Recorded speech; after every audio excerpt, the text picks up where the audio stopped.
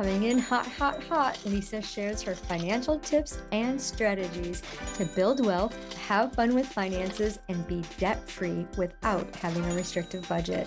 From bankrupt to millionaire, Lisa knows what it's like to feel as if you're living paycheck to paycheck. Her unconventional money multiplier system is the very wealth protocol that enabled her to retire 2.5 years early, pay down $100,000 of debt in 6 months, and move to her dream home at the beach. Hey, welcome to this episode of I Date Money. Money talks, doesn't it? Like, are you listening to what it has to say? In today's episode, we are going to be connecting with Shereen Thor. And I love that she's a comedian turned coach. Okay. And, if you know me, one of my favorite things to do is to watch comedy. I love to go to comedy shows. I love to laugh, and I cannot make people laugh. But when I hear someone like telling jokes and I'm in stitches, I just love it. So I'm hoping that at the end of the show, she'll showcase some of her comedian and give us something fun about money. Right. We all want to hear that. You can all applaud. Just throw something, in the comments about that. So she slays with hope and humor. She has shared the stage with greats like Serena Williams, Prince Harry, Pau Gasol, and Les Brown. She is also the best-selling author of Revolutionary Woman, which focuses on inspiring women and people of color to revolutionize how they see themselves to create a more equitable world. She has been featured in Forbes, TEDx, The Wall Street Journal, Insider, Medium, Spike TV, 97.1 AMP radio, and more. When she isn't working, she's enjoying the great outdoors, spending time with her family, coaching or playing soccer, enjoying good food with friends, and leaving her cell phone in the dust. Because who wants to carry that with you? Seriously. Welcome. Thank you so much for sharing this space with us. I'm just really excited to hear your story, and your energy, your vibe that you're bringing already it's already got me giggling. Which is good because I haven't laughed in a few days. Oh, you'll definitely laugh thoughts. today. Yeah, all those thoughts in your head, those roller coasters that we go on. Yeah. So, comedian turned coach. Why'd you give up the comedian world? What was that all about? I know, it's so weird, right? Well, I am still daughter of immigrants, and immigrants always expect their children to become one of three things: doctors, lawyers, or engineers. And so, I was this like weird little creative type. I had a really high EQ, but I wasn't like in love with academia. I didn't fit their box of, how they decided to dole out their conditional love. Mm-hmm. But I wanted it. I really wanted that conditional love. And so I tried, I did my best. So what ended up happening was I went to college. I would have loved to major in like philosophy or art or something really creative, but I knew that they would disapprove, or they would think I would become like a starving artist. I did not want to do engineering because I knew I'd want to like pull my hair out. So I ended up just doing communication. I was like, it would go down the middle. I won't be a huge disappointment, but I won't be, an impressive doctor who's bored with my life. This will be good enough. So I did that. And my first job out of college, I was sexually harassed like 3 months in. This guy walked into my office and closed the door behind him. He sort of hovered over my desk and said, "If you don't lose your attitude, I'm going to bend you over this desk and spank you." Oh, right? No. Oh is right. Yeah, it was so just unexpected, surprising. It was like the patriarchy just like punched me straight in the face, like 3 months out of college. And, it's interesting. At the time, everybody told me like, well, you don't have a lot of work experience, right? Like you don't want to jump around from job to job. You've only been here for 3 months. Like you should kind of just stay put. And so I did. I just put my head down and I stayed at that job. And it was probably like the beginning of the end for me, right? Where you start to really stomach some trash, toxic behavior because you've been taught to be a good girl and sit pretty and smile nice and don't make a fuss and like, don't be that girl. So I was doing that. And it was really creating some darkness in my life. I was fairly depressed and certainly disillusioned and disenchanted with like this young adult life I had. And it wasn't looking good. But luckily, I had a friend who sort of nagged me to go to this personal development seminar, and I went. And at the seminar, I will say I had like a massive awakening. I really started to understand why I was so unhappy at this spry young age of like 24 or 25, because I had sort of given away all my power. And I was not advocating for what was just or right or healthy. I was just sort of allowing myself to be in really toxic places and spaces. And so I decided to stop doing that. And so I swiftly quit a master's degree and started doing stand-up comedy. Totally worth it. So Totally. do you think you stay stuck at the job? Was it because of finances, or was it because of fear of I think like just fear, like, just like, can I get anything better? And there's so much, I don't usually get into all the subtext, but it's like in my family, I was the black sheep. Like, I wasn't the one that everyone thought was going to be successful. I was the one they worried about and they kind of looked down upon. I think they didn't understand me being like a weird creative type. They didn't know that I had ADHD, was undiagnosed. And so I just was like doing the best I could with the sort of like unsupportive scaffolding I had in my youth and young adult life. And so, yeah, comedy was kind of like the first time I ever was like, I'm going to be myself, whether it makes sense or not. I'm going to be this like crazy adventurous girl. I'm going to be funny and I'm going to be proud of it instead of being embarrassed. I'm going to be, my full self instead of feeling bad about the fact that I wasn't like a doctor or whatever they thought I should have been. Right. So did the comedy thing, also continued being coached to continue my own personal transformation. And at the end of 2 years of doing both of those things, I got scouted by MTV and it was looking like it was really going places, but I just loved how much I felt happier, more authentic, more alive in my life as a result of sort of taking off the mask of who I was supposed to be and just being my full self. And it was really coaching that gave me that gift. So I've been coaching for 17 years ever since and really have never stopped. I feel like my creative type came through when I wrote my book, like there's lots of cuss words in that book. That comedian is like full on. And then a couple of years later, I was chosen for that event alongside Serena Williams and Prince Harry. And I was like, oh, that's an interest. I didn't expect to get chosen for that. I felt like it was like the universe or God or the divine kind of being like, sweetie, we're not done with you yet, and then about a year later, I did the TEDx talk where I did tell a few jokes on stage, but it was like, oh, this is cool. This is like the first combination of the comedian and the coach on a stage where it makes sense for both of them to appear. And in a few days, I have my first stand-up comedy show in like over a decade. So I don't know what I'm doing with my life, Lisa, but it's a very like circular experience that I've had with my career and my purpose and my entrepreneurship and my creativity. And I will say, like, I've had a similar relationship with money. Yeah. When you think about that relationship with money and the career changes that you made, did you ever think, oh, I need to change jobs because I need to get more money? I mean, honestly, after that job, I think I tried one more job and was equally disgruntled. It was actually a female boss, but she was really toxic and sort of verbally abusive. And I've never worked for anyone full time again. Like, I was like, I think I'm good. I think I'm just going to start my own business and do that. I did at one point go back to work for a little bit doing sales, but it was more like a contracted position. And I only did it for a year. So yeah, not a lot of like W-2 experience in this little career over here, but lots of consulting, contracting, entrepreneuring, creating, all the things.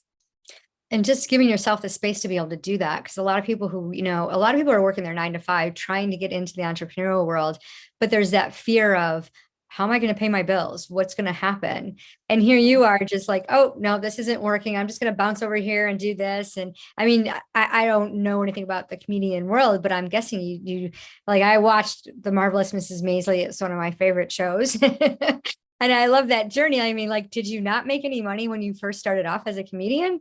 Yeah, you don't make money. Oh, you definitely don't when you first start off. You're just like thirsty for stage time, you're taking what you can get.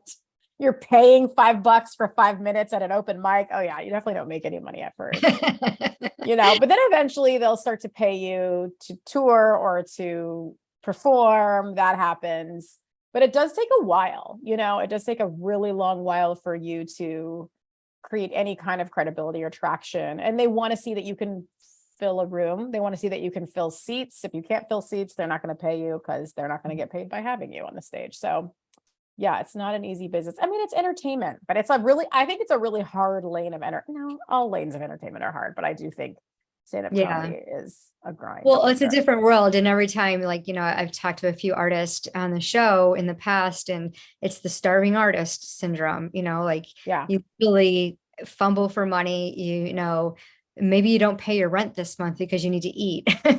Yes. Yeah. And this relationship with money, and my whole perception of it is it doesn't matter how much you make, it's what you do with it. And if you are working towards an artist type of position, have a backup plan, have some multiple income streams coming in so you can do what you love and work up with it. I was always told that if you don't like, and I lived by this rule, I still do, if you don't like what you're doing, do it until you can get a job doing what you love and then transition. And I know a lot of women who just want to leave that 9 to 5, they're miserable. And they're like, I'm just going to do it. I'm going to do manifestation and take the leap. I'm like, no, you have bills. You're a responsible adult. Let's build it up and take it slow and put that money in place. And when you think about money, I'd asked about the roller coaster ride and all of that.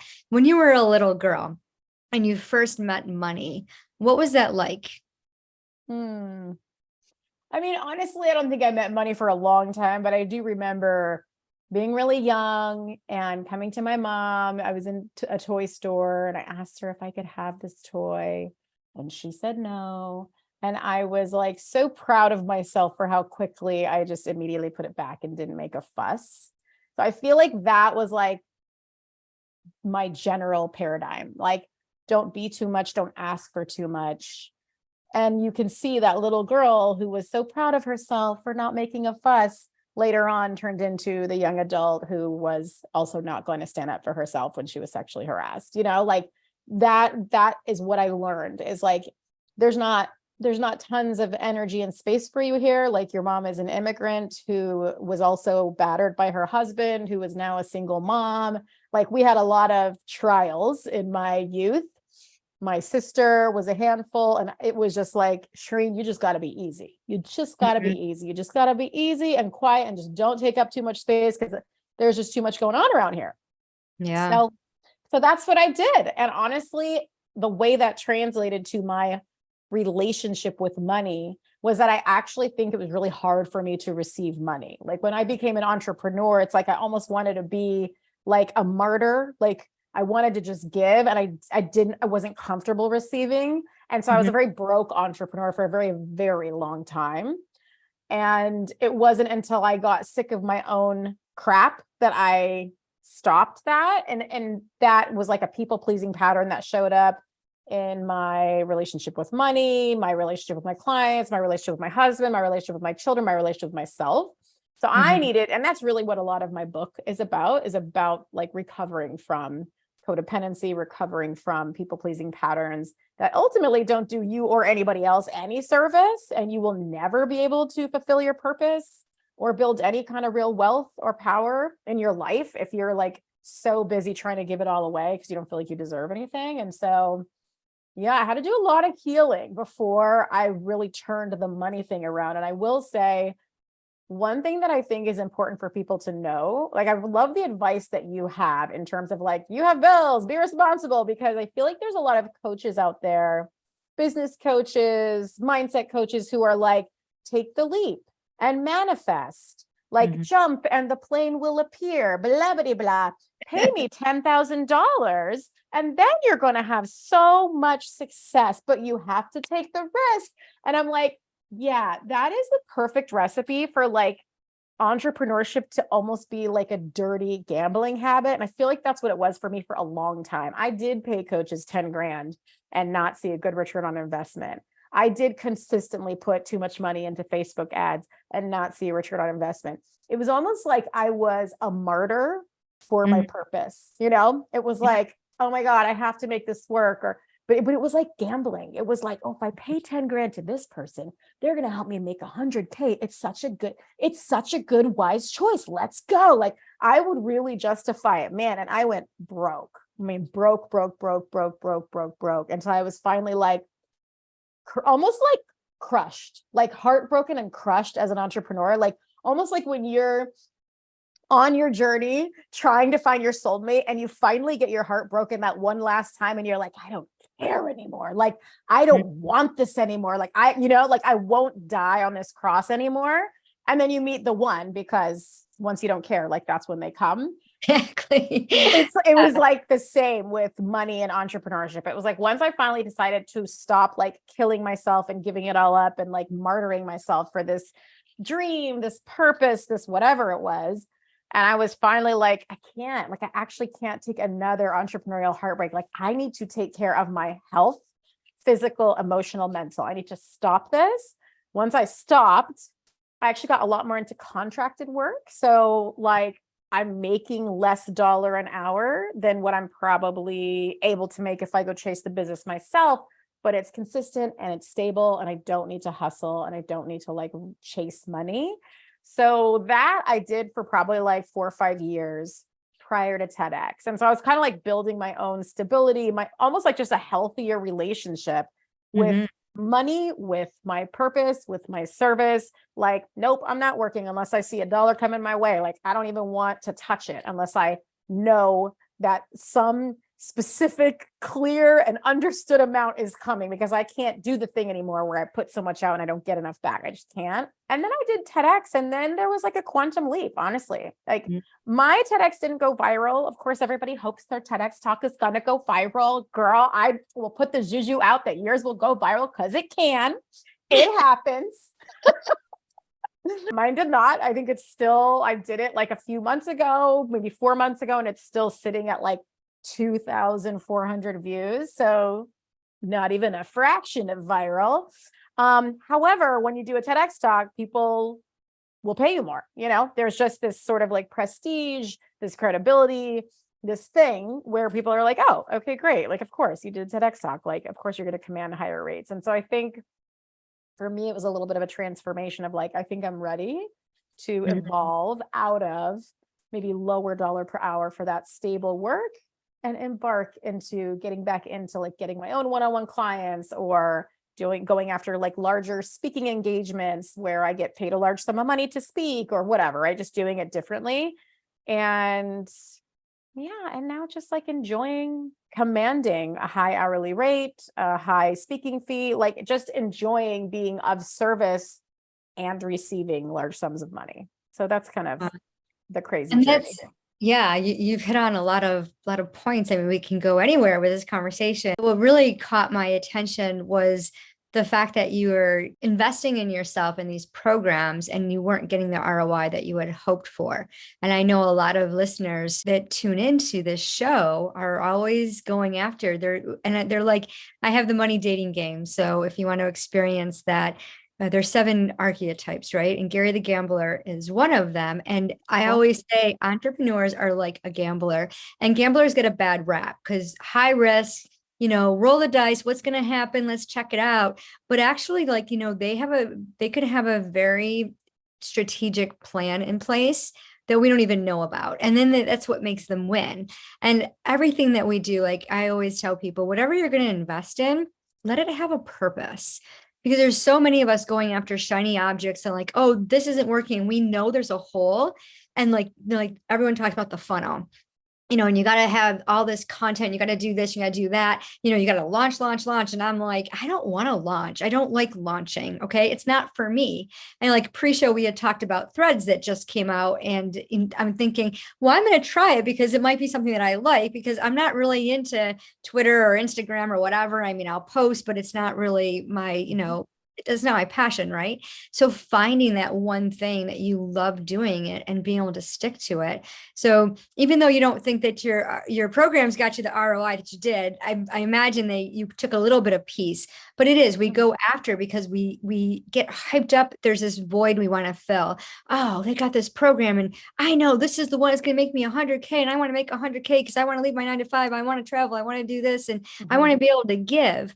But like you said, when you care so much about it, you're holding on so tight. You don't create that reciprocal energy of giving and receiving. Yeah. Get nothing. And as soon as you let go of it, I love that you're like, yeah, it all just came. It was like the quantum leap, and this is what happened. And I believe that's the secret. When you can let go and realize that, it's not about chasing the money, it's about the money chasing you. So I love how you were able to just pull it all together and go on this journey and transform and step into what you absolutely love to do. So thinking about what you absolutely love to do and calling the shots, like being comfortable with your pricing. How did you get comfortable with, your pricing? Because I know a lot of people will be like, well, I'm not spending $5,000 on a program. And like, programs are 10, right?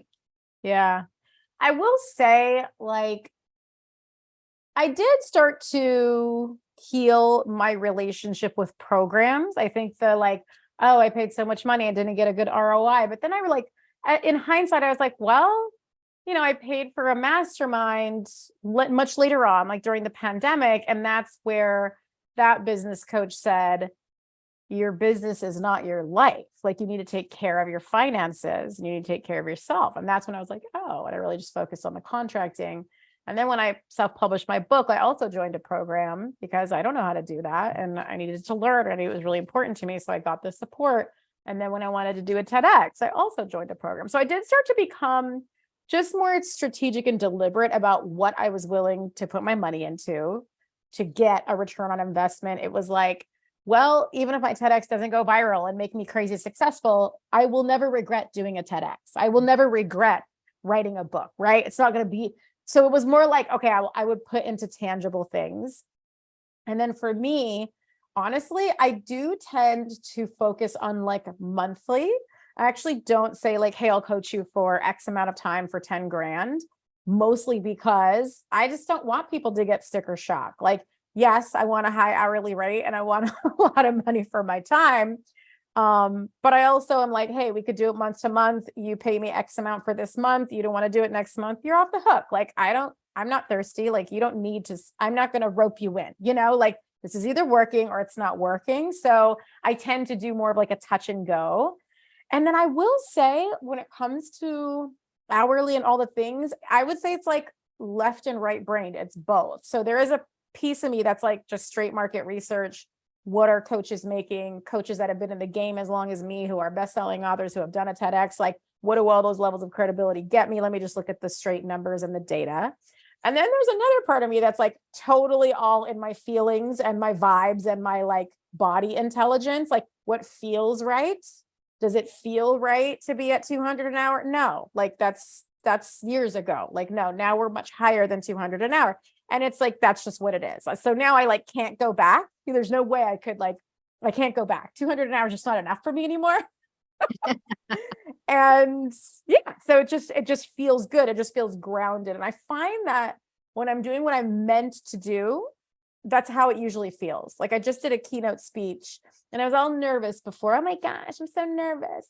But like the day of, I was like, this is just exactly what I'm meant to do. Like, I don't need to be high anxiety, weird energy. Like, I can just be grateful for being in the pocket, doing what I'm meant to do, the way I'm meant to do it, and just be in gratitude for the fact that I do get to express my purpose and command incredibly lovely sums of money and just enjoy it, right? Like, it's not even ego. It's not like, oh, look at me, I'm such a I don't care. It's not about that. It's about living the life I was meant to live, right? I wasn't meant to be the doctor or the lawyer or the engineer. I wasn't. And I knew it early. I wanted the approval badly, but I knew it wasn't meant for me. I was meant to speak. I was meant to joke. I was meant to inspire. I was meant to transform. And so that's what I do in my weird ways, whether it's going to be on a comedy stage in a few days or at a keynote speech or in a one-on-one session with a client, it just doesn't even matter how it shakes out. It's just like, as long as I'm doing my jammy jam, you know? And it's all about like tapping into your gifts and talents and doing what your purpose is, because we each have a purpose. And when we use those gifts and talents, it's so much fun. And then when you can incorporate the finances and create this beautiful money, system where money is coming in, it's going out, you look at your net worth and all of a sudden you're a millionaire, you're like, Yep. this is fun. I love doing this. Yeah. So what's the best money system that you have in place for your business? I mean, definitely spreadsheets are a vibe. I didn't see you. I saw you more as an app girl. You have spreadsheets. That's good. I know. Can you believe it? Yeah, it's funny. Like I feel like maybe when I used to be in lower level vibrations around money, I didn't want to look at a spreadsheet, and I was scared of looking at spreadsheets, and the black and white numbers would make me, I just want to avoid it because I think I was disempowered in the area of money. And so I was like, I don't even want to look at it. Whereas like slowly I have healed that and forced myself to look at spreadsheets. And one of the ways I force myself to look at it is actually through having kind of like a money coach. So I meet with her at least like once a month, and I look at her kind of almost like as a CFO consultant. And she is what holds me accountable to like looking at the numbers, the black and white. And there's something about her moral support that slowly over the years, I've just changed. And now I like love looking at my numbers. I'm like, oh yeah, what's going on? Where are we at? Even if it doesn't look good, it just makes me feel empowered to know, right? To be in the know, to not avoid it. Once I know, I can then strategically decide what needs to happen to make it better. So yeah, I think maybe support was really kind of like the secret sauce that I needed to be willing to be in a spreadsheet and not be afraid. So yeah. And it's so important to track your money. I like to say when you're the CEO of your finances, more money multiplies and comes your way because it knows that you're a good steward and it wants to hang out with you. It's let's spend some more time together. Where are we traveling to? Where are we wining and dining to today? And like, what charities are we supporting? So having that destination, and of course, keeping the business expenses separate from the personal expenses, and then having those, I like to call them money buckets set up is such an important key to building wealth. Because I know when entrepreneurs are facing financial crisis and they're not even able to make their mortgage, it's really difficult for them to show up for their own clients. yeah. So having that balance in their wealth and their product, their service, whatever it is that they're doing, really helps them to show up as their true authentic self. So who do you serve? Who do you work with? And how do you help them? I work with both men and women, though I would say like 75% of my clients are women executives or women executives that want to start a business. So I'm either kind of coaching them in healing from those codependency, people-pleasing patterns, healing from imposter syndrome, stepping up into their executive presence, stepping up into powerful leadership, authentic leadership, or I'm helping them actually like create their little naughty side hustle that will make them feel alive in their life. So that's beautiful. So did you want to showcase some of your comedy for us? Have you thought of anything that I got money jokes.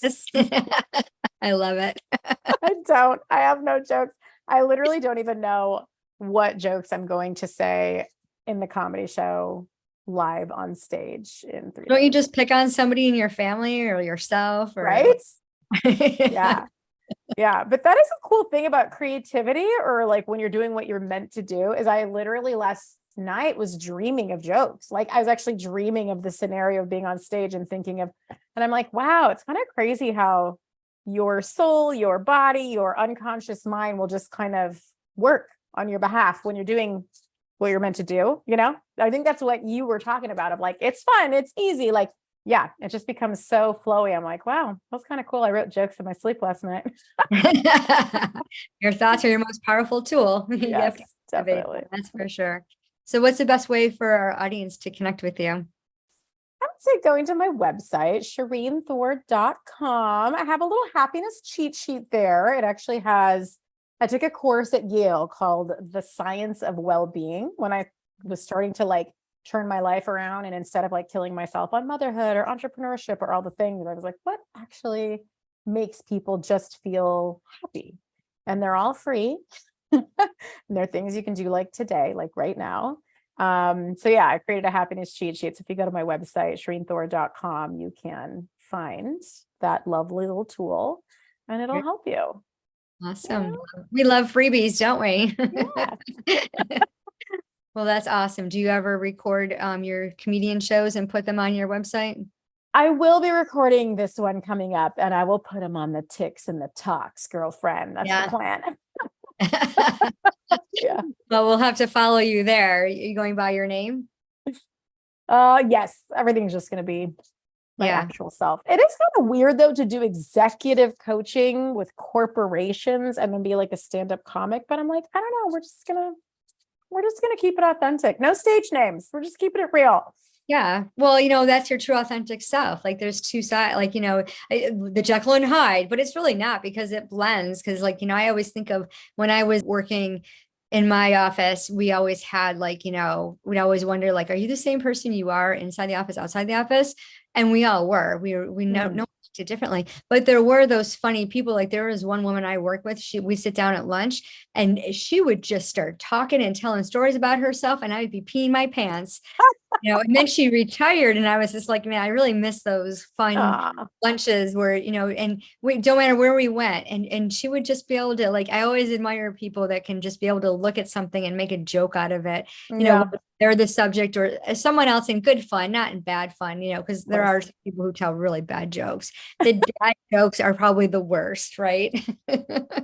So what words of wisdom would you have to someone that wants to leave their 9 to 5 and get into the entrepreneurial world? That is a good question. Yeah, I would say follow your impulses, right? Like if you have the desire to create something, then take action towards that. And not at the expense of your health or your stability. Yeah, because I feel like it is like it is nuanced. Like I actually know someone who's like fully employed and makes a great salary and has great benefits and just always talks about how they wish they created a business or a brand. And the more we have kind of coached, the more they've realized, oh, I don't necessarily need to quit my job. I actually just need to treat myself better at my job. And so those little happiness cheat sheet things, we work on those. Like you need to have downtime, you need to sleep, you need to exercise. They're just things that you need to just feel okay. I think sometimes we have really toxic habits in our life and we think, oh, I just want to escape. Like I just want to jump ship. If I had a business, it would save me, right? In the same way that I was like, oh, if I pay this coach 10 grand, they're going to save me. Like sometimes I think we're just looking for an out or an escape and we're just in a weird way, almost like abandoning ourselves. So I guess my words of wisdom or my advice is like, stay present to what you actually need, be grounded in your physical body, listen to your physical body and your heart and your soul and what it is saying to you, because sometimes it's like not that complicated and it just is simple and you just need to honor your humanity. You don't need to create more, be more. That's very Western. That's very American. You can calm down and be in your self and be sort of like intuitively guided versus like egoically guided. I think there's a big difference in where your life will take you when you're following your heart and your honesty and your truth versus your brain and your will and your ego. Yeah, I love that. And that's so true because a lot of times we get caught up in that, oh, what am I supposed to do? And oh, I can't do this. And we start comparing ourselves. So great advice. Thank you so much for sharing this space with us. And listeners out there, be sure to connect with Shereen. Go check out her freebies and join her on TikTok so she can make you laugh and giggle like nothing like is tomorrow, right? And for those of you listening, please show this show some love, give us some stars and a comment, and be sure to share this episode with those you know who can benefit from this entrepreneurial journey. And remember, it doesn't matter how much money you make, it's what you do with it. Hey, thanks for tuning in. Be sure to rate the show, give us some love. We would love your review. And remember, it doesn't matter how much money you make, it's what you do with it. And some words of advice: pay yourself first. Are you ready to partner with money? Go check out the money dating game at idatemoney.com and choose your partner. We hope you always get the date you want.